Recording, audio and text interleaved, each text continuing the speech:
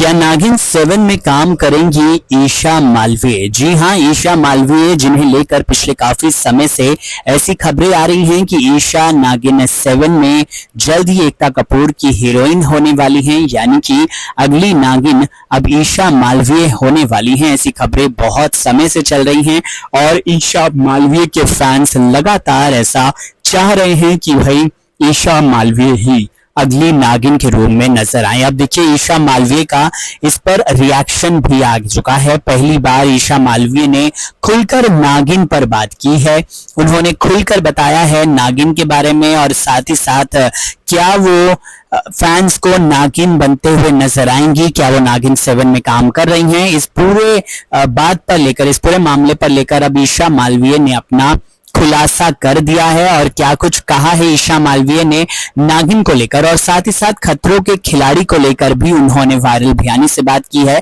जी हां, वायरल भयानी से बात करते हुए ईशा मालवीय ने कहा, जब उनसे पूछा गया कि क्या आप नागिन 7 में नजर आने वाली हैं, तो सबसे पहले तो ईशा मालवीय ने कहा कि नागिन 7 के बारे में ही आजकल सब बात कर रहे हैं। नागिन 7 के काफी ज्यादा चर्चे हो रहे हैं, लेकिन ईशा मालवीय का कहना है कि अगर फैंस चाहते हैं उन्हें नागिन के तौर पर देखना तो वो एकता कपूर मैम को टेक्स्ट कर सकते हैं, उन्हें कह सकते हैं कि वो ईशा यानी कि मुझे ही नागिन के तौर पर ले।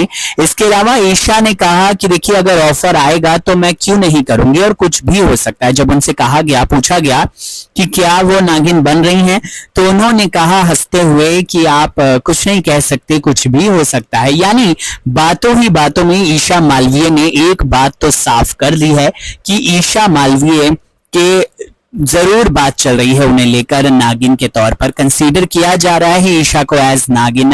ये बात तो बिल्कुल सच साबित होते हुए अब नजर आ रही है और ऐसा लग रहा है कि इस बात में तो काफी हद तक सच्चाई है और ये बात तो एकदम सच्ची है। अब देखना ये है कि ईशा मालवीय आगे क्या करती हैं और कब इसका अनाउंसमेंट होता है। इसके अलावा खतरों के खिलाड़ी को लेकर भी ईशा मालवीय से यहाँ पर सवाल किया गया। खतरों के खिलाड़ी को लेकर ईशा मालवीय ने क्या कुछ कहा, देखिए उन्होंने कहा कि खतरों के खिलाड़ी भी अगर उन्हें ऑफर होगा तो वो डेफिनेटली करना चाहेंगी। उन्होंने कहा कि मुझे कुछ भी ऑफर होगा तो मैं डेफिनेटली लाइफ के इस पॉइंट पर किसी भी चीज के लिए मना तो मैं नहीं करूंगी और ना ही मुझे लगता है कि मना करना चाहिए।